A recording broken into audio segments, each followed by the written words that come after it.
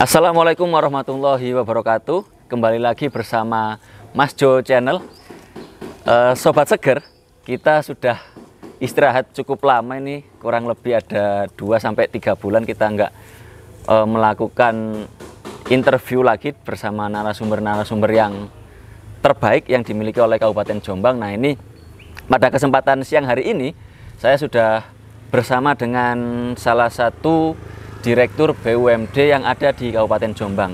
Nah, mungkin untuk lebih jelasnya bisa diperkenalkan dulu, Pak. Monggo. Nggih, matur nuwun Mas Jo. Saya Fajari, kebetulan diberi amanah untuk mengelola kebun. Di posisi saya di sini kebetulan Direktur Perkebunan Panglungan. Salah satu aset perkebunan Jombang yang dimiliki oleh Jombang yang selama ini belum terkelola dengan baik, kebetulan dengan kebijakan pemerintah daerah Jombang untuk mengelola BUMD untuk bisa dikembangkan secara profesional, dan alhamdulillah kami yang ditempatkan di sini diberi amanah oleh pemerintah Kabupaten Jombang untuk mengelola perkebunan Panglungan, di mana perkebunan Panglungan ini berupa kawasan ya, seluas kurang lebih 97 hektar atau hampir 100 hektar, di mana di dalamnya berisi tanaman-tanaman perkebunan seperti kopi, cengkeh, ada durian, melinjo dan sebagainya. Setelah kami tabulasi dan banyak komoditas-komoditas lain yang mempunyai nilai ekonomi. Dalam perkembangannya, perkebunan Panglungan ini nantinya akan dikembangkan bukan hanya sebagai perkebunan, tapi juga mempunyai nilai-nilai edukasi yang mempunyai fungsi sosial juga bagi masyarakat di sekitarnya, di wilayah Kecamatan Wonosalam pada khususnya dan Kabupaten Jombang pada umumnya. Berarti BUMD yang bergerak di bidang perkebunan, Pak. Betul. Yeah. Nah, kalau boleh tahu produk apa saja sih, Pak, yang ada di Perumda Perkebunan Panglungan ini? Yeah. Jadi existing tanaman perkebunan di sini ini adalah cengkeh, kopi, durian, melinjo, dan itu yang sudah tercatat di HGU Perkebunan ya. Kemudian ada pengembangan yang lain untuk tanaman buah-buahan, juga tanaman kayu. Kemudian juga ada tanaman yang mempunyai nilai ekonomi, maksudnya seperti orang yang tempo hari digaungkan beberapa tahun yang lalu, kami punya juga tanam di sini. Kami juga nanam talas bening yang juga punya nilai ekonomi karena produktivitasnya tinggi dan bisa menghasilkan 1 tahun 3 kali panen. 1 tahun 3 kali panen. Berarti kan memang kalau saya lihat tadi cengkeh, kopi, durian itu kan kebanyakan tanaman-tanaman yang bersifat tahunan panennya, Pak ya. Berarti kan setahun sekali itu baru bisa mendapatkan hasilnya. Betul. Nah, kira-kira sedangkan kalau misalkan Perumda Perkebunan Panglungan sendiri itu kan memiliki karyawan, Pak ya. Dan juga harus bagaimana caranya bisa menghidupi karyawannya supaya bisa menggaji karyawan. Nah, kira-kira strategi seperti apa, Pak, supaya yang tanaman tahunan ini strateginya agar yang gaji karyawan ini bisa terus diberikan setiap bulan? Memang benar tadi yang dipertanyakan, karena terus terang untuk perkebunan ini hasilnya bisa diperoleh setiap tahun sekali, dan itu pun pada bulan-bulan tertentu ya. Dan efeknya apa? Kami seolah-olah dari hasil perkebunan yang ada itu pendapatan kami hanya setahun sekali, sementara cash flow kami untuk biaya gaji karyawan dan sebagainya harus tiap bulan. Nah, untuk mengantisipasi hal tersebut, kami tadi sudah sebutkan di depan bahwa kebun harus punya penghasilan yang 3 bulanan, tiap bulanan, 6 bulanan, dan ada putaran 4 atau 5 tahun ke depan. Jadi seperti contohnya kayu ini bahasa yang kami tanam 2 tahun yang lalu, insya Allah nanti 2024 2025 sudah mulai panen kayu. Kayu apa itu, Pak? Ada kayu sengon, kayu balsa, kayu jabon. Ya. Kemudian untuk triwulanan kami juga mencoba menanam, berkreasi ya, menanam tanaman yang bisa kita ambil hasilnya sehingga dalam 1 tahun itu tidak 1 bulan kosong terus baru ada nanti hasilnya ada di akhir tahun. Itu tidak begitu, tapi nanti diharapkan setiap tahun ini nanti, setiap bulan ini nanti akan ada penghasilan. Nah, selain dengan tanaman-tanaman itu, kami juga mencoba menyiasati, kami usulkan ada sepersekian wilayah itu yang nanti dikembangkan untuk wisata. Nah, arah tujuan kami pun bukan wisata seperti 60 tempat wisata, destinasi wisata yang ada di Wonosalam, tapi kami nanti arahnya adalah edukasi wisata perkebunan, di mana nanti para siswa atau para siapapun pengunjung dengan masuk ke dalam perkebunan ini, pulang mereka akan tahu, oh tanaman durian ini asalnya dari mana, ya kan, umurnya berapa bulan, kemudian cara panennya seperti apa, jenisnya apa saja. Itu tanaman durian, tanaman kopi juga begitu. Jadi nama latinnya apa, berasal dari mana, berapa bulan, bagaimana cara prosesnya, semuanya tahu. Jadi itu nanti yang akan disajikan oleh Perkebunan Panglungan untuk bisa ikut mewarnai sebagai aset daerah Jombang. Jombang. Nah, menarik ini Pak. Tadi kan disebutkan bahwa luasan lahan yang dikelola oleh Perkebunan Panglungan itu kurang lebih 96 hektar, Pak. 97 hektar. Itu kan cukup luas, Pak ya. Dan melihat dengan situasi yang ada, lokasinya di daerah Wonosalam, itu sebenarnya kan potensinya sangat besar. Kalau mungkin kita berkaca seperti di Batu, itu kan banyak sekali wisata-wisata yang berbasis agrowisata, wisata petik buah dan lain sebagainya. Nah, kira-kira Panglungan ke depan ada arah ke sana nggak, Pak? Sebagian ya. Jadi untuk melengkapi wisata kami akan mengelola sebagian kebun untuk jadi tempat semacam agrowisata, jadi semacam ya tempat untuk petik buah dan sebagainya. Jadi nanti pengunjung yang memanfaatkan atau menggunakan Perkebunan Panglungan ini sebagai tempat untuk outbound ataupun tempat atau apapun kegiatan lapangan, itu nanti bisa ditambah dengan kegiatan petik buah yang ada di Perkebunan Panglungan. Perkebunan Panglungan. Dari 97 hektar itu, Pak, yang sudah benar-benar maksimal dikelola itu berapa hektar? Alhamdulillah sudah terkelola semua. Jadi 97 itu. 97. Jadi 97 ini terbagi dalam 8 blok yang luasannya berbeda-beda karena kami menyesuaikan dengan kontur tanah. Dengan kontur tanah yang ada itu pun kami bisa memanfaatkan tumbuhan apa yang cocok di kontur tersebut. Nah, itu yang kami kelola saat ini, selain untuk memudahkan dalam pengelolaan karena tanaman tersebut habitatnya memang di ketinggian sekian, tanah di situ cocok untuk tanaman tersebut. Kami juga bisa memilah-milah lahan tersebut untuk difokuskan kemana. Seperti sekarang Anda lihat di kebun kopi ya, kami juga punya kebun kopi. Kebun kopi itu saat ini kami punya 15 hektar. 5 hektar itu kopi jenis Robusta dan 10 hektar kopi jenis Excelsa yang kebetulan kami sudah diinden oleh pembeli untuk bisa mengirim produk kopi Excelsa.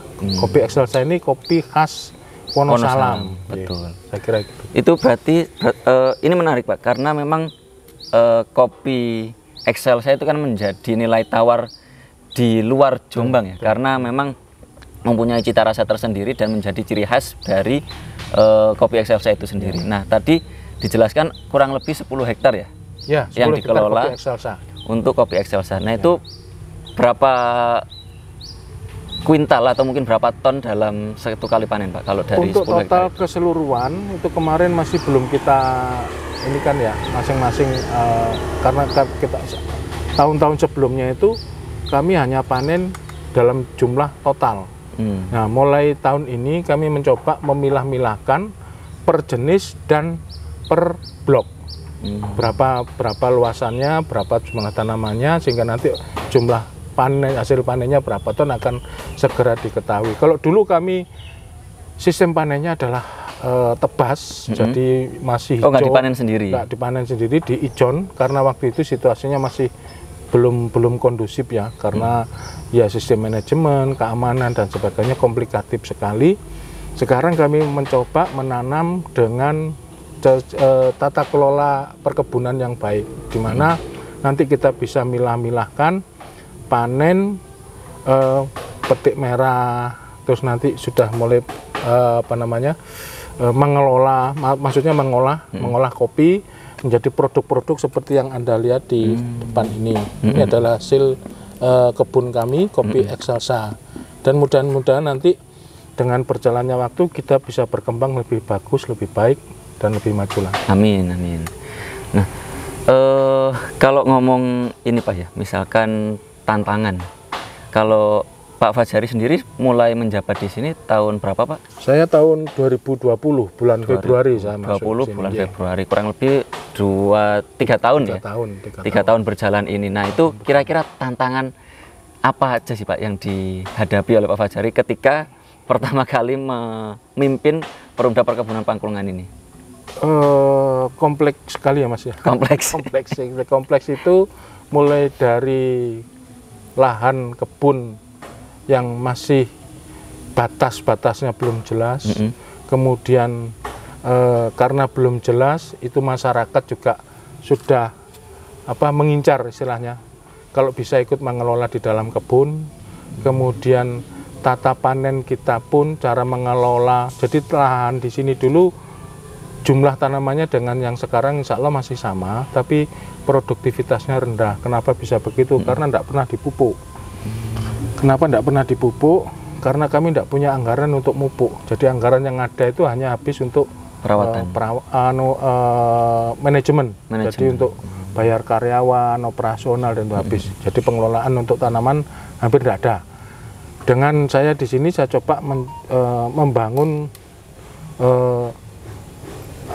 mini plan untuk kompos, sehingga pupuk itu katakanlah kalau kami tidak punya anggaran untuk membeli pupuk kimia, nah itu kami masih bisa mupuk. Nah, kendala kami juga begitu tentang pengadaan pupuk ya. Kami ini sebagai perusahaan daerah kita tidak diperkenankan untuk membeli pupuk subsidi. Sedangkan untuk membeli pupuk non subsidi kita mahal dan kita tidak punya uang. Nah, akhirnya itulah strategi kami.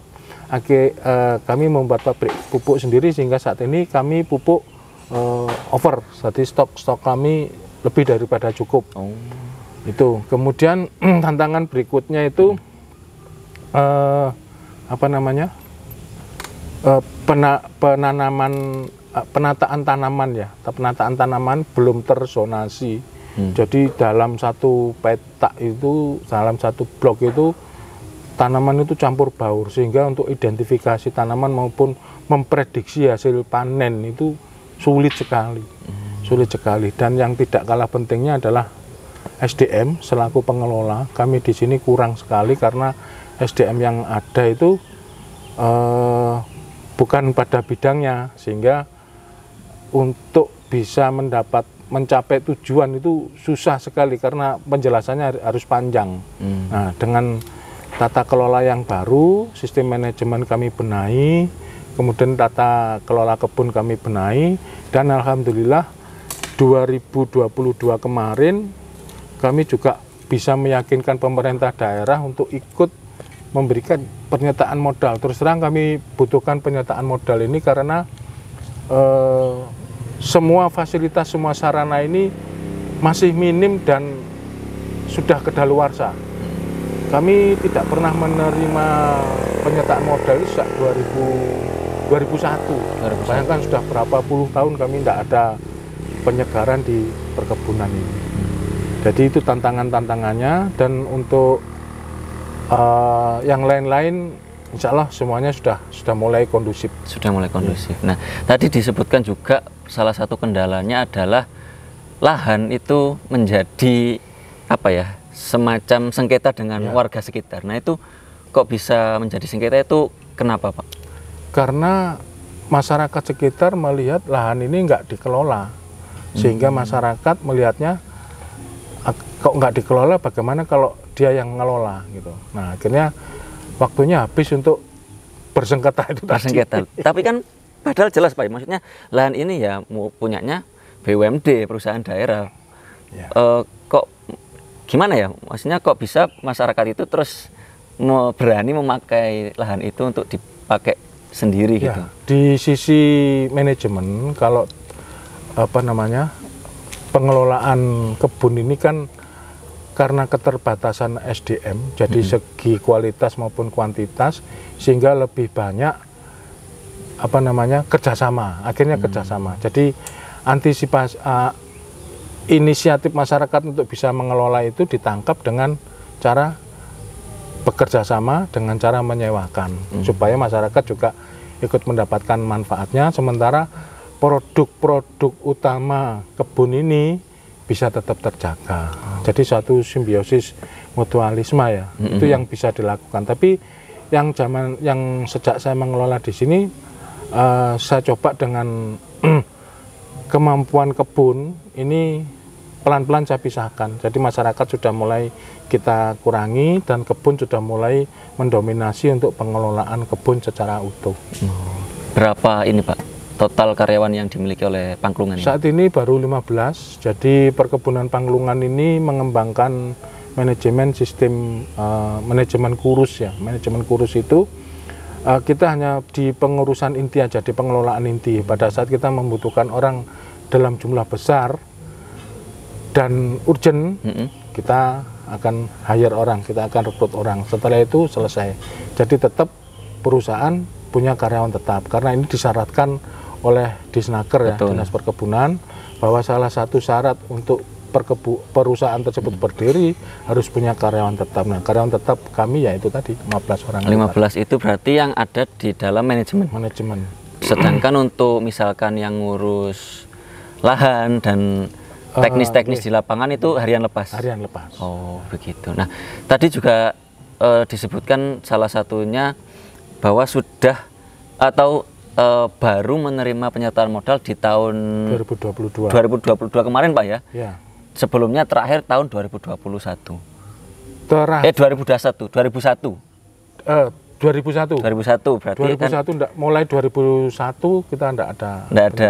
Berarti kan sudah 21 tahun Pak ya. 21 tahun baru menerima penyertaan modal lagi. Nah, ini apakah adanya penyertaan modal ini menjadi angin segar bagi Perumda Perkebunan Pangkulan untuk lebih membenahi BUMD ini, atau ada pos-pos tersendiri dari penyertaan ini digunakan untuk itu Pak? Ya, pasti. Jadi penyertaan modal ini satu angin segar buat kami, karena kami bisa membuat unit-unit usaha yang nantinya akan menjadi sumber pendapatan selain pendapatan dari tanaman perkebunan. Dengan begitu, kami tidak hanya mengandalkan tanaman perkebunan yang setahun sekali itu penghasilannya. Nah, sehingga kami tiap bulan bisa ada penghasilan.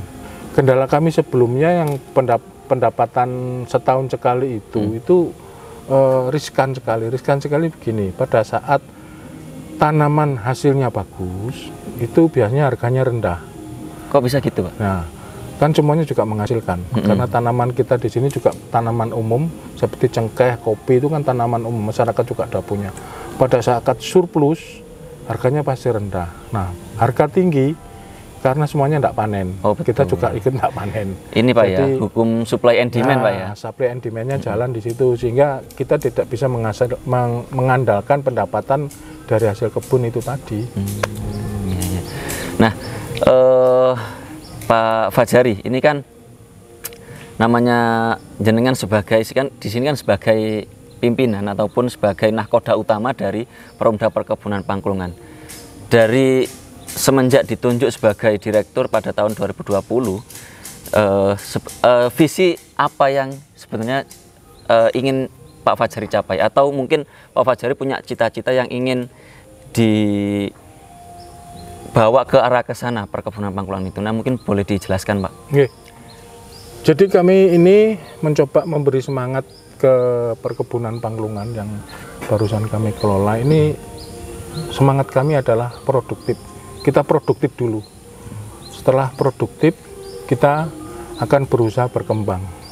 Setelah berkembang, hasil kami ini nanti kami buat kualitasnya sebagus mungkin sehingga punya daya saing. Kenapa kami punya moto seperti itu? Dengan cara seperti itulah nanti kami bisa membuat perkebunan Panglungan ini sebagai ikon yang bisa menjadi kebanggaan pemerintah Kabupaten Jombang dalam segi pengelolaan, dalam segi hasil, dalam segi produktivitas, maupun nanti dari segi untuk peningkatan pendapatan tahunan yang kami setorkan ke daerah. PAD itu Pak ya? PAD. PAD. Ya. Nah, kalau sekarang itu kan memang saya lihat di sini Pak ya, sekitar ini kan sudah lumayan ada perbaikan-perbaikan Pak ya. Nah ini kan ada kayak semacam lapangan ini seperti helipad atau apa ini Pak. Di tengahnya ada logo Panglungan besar, terus di sebelah sana ada semacam ruang terbuka yang kalau nggak salah tadi mau digunakan sebagai camping ground. Ya, camping ground. Jadi dalam pengembangannya dari penyertaan modal yang sudah kami terima ini kami mencoba pertama menyiapkan lahan parkir, karena nanti kalau sudah ada lahan parkir pengunjung itu tidak repot, sehingga ada akses, ada space untuk tempat kendaraan makin luas, dan itu nanti juga bisa kita kembangkan pada saat-saat tertentu. Ini adalah lantai jemur. Nah ini sengaja kami pasang logo ini karena kami dengar bahwa nanti bulan Oktober itu Bandara Kediri itu akan dibuka, jalur Juanda ke Kediri, mungkin lewat di atas kami itu akan kelihatan dari atas bahwa perkebunan Panglungan ikoniknya itu di situ tempatnya. Oh gitu Pak ya. Tapi kira-kira kelihatan Pak dari atas? Kelihatan, pasti kelihatan. Kelihatan. Besar. Nah itu salah satunya. Kalau lihat di belakang itu memang ada ini ya apa? Di sana itu camping ground. Camping ground sudah kami kelola dengan baik sehingga nanti mencukupi kalau seandainya itu dibuat untuk kegiatan-kegiatan outbound dan sebagainya. Yang sering di sini adalah pelatihan-pelatihan LDK, latihan dasar kepemimpinan. Dan insya Allah nanti di sini akan tempatnya nyaman, aman, yang jelas aman karena terpisah dari masyarakat sekitar dan sudah tertata. Lingkungannya sudah tertata. Nah itu bagus itu Pak, kalau misalkan LDK berarti kan kerjasamanya dengan sekolah-sekolah, juga dengan organisasi-organisasi. Jadi apa coba aja mungkin diarahkan ke sini semua gitu, misalkan yang ada di Jombang. Ya, kami berharap nanti bukan hanya dari sekolah-sekolah di Jombang, tapi nanti di sekitar wilayah Jombang, kalau seandainya nanti membutuhkan tempat untuk pelatihan-pelatihan siswa mulai dari SD, TK mungkin bisa ya, TK, SD, SMP, SMA maupun perguruan tinggi. Dari perguruan tinggi kami sudah beberapa kali menerima magang dari perguruan tinggi untuk studi-studi tentang tanaman, KKN maupun penelitian. Nah kalau di depan tadi Pak, saya tadi lewat di depan gerbang masuk, itu sebelumnya itu kan ada kayak semacam apa ya, lahan cukup luas, ada tulisannya kalau nggak salah untuk apa sepeda Oh iya ya. Kami itu, juga Pak? punya satu wilayah yang kami gunakan, kami kemas untuk tempat arena MTB, mountain bike ya, sepeda gunung. Di situ kurang lebih treknya panjangnya 1,5 kilo, jadi sudah mumpuni untuk skala nasional. Itu cukup menantang treknya. Kemudian di situ juga kami membuat untuk motocross, arena motocross. Motocross nanti di situ ada yang kelas middle, medium, maupun nanti yang ekstrim kami punya. Jadi nanti dalam waktu dekat kami akan mengemas dan mempromosikan tempat tersebut untuk ajang kegiatan kedua kegiatan tersebut. Oke. Nah ini sudah berjalankah atau baru ini Pak? Kami masih benah-benah, sebentar lagi akan dibuka. Insya Allah akan dibuka dalam waktu dekat. Nah ini menarik, nanti mungkin barangkali bisa mengundang komunitas-komunitas, itu kan bisa mendatangkan banyak pengunjung Pak. Menarik itu. Nah Pak Fajari mungkin bisa disampaikan harapan-harapannya ke depan, kira-kira inginnya Pak Fajari Perumda Perkebunan Panglungan ini akan menjadi apa sih Pak? harapan-harapan ke depannya? Kami berharap Perumda Pangklungan ini bisa menjadi ikon unggulan, salah satu ikon unggulan pemerintah Kabupaten Jombang, di mana nanti semua kegiatan-kegiatan tentang perkebunan itu ada di sini, pelatihan-pelatihan ada di sini, dan nanti salah satu ikon wisata juga.